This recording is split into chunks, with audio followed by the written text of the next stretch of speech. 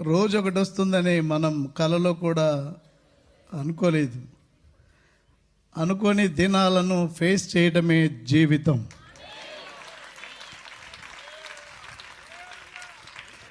నేను ఎంత గర్వంగా ఉన్నానంటే ఈరోజు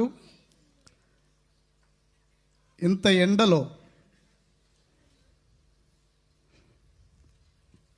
ఇంతటి ఎండలో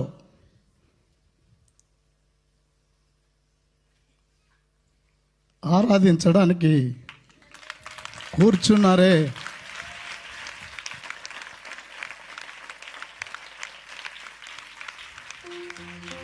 అది నా గర్వం. ఆమేన్, హల్లెలూయా.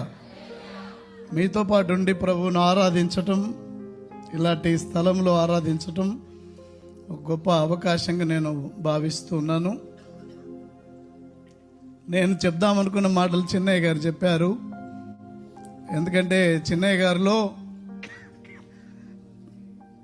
పెద్దయ్య గారిలో ఏ స్పిరిట్ ఉందో అదే స్పిరిట్ ఉంది కాబట్టి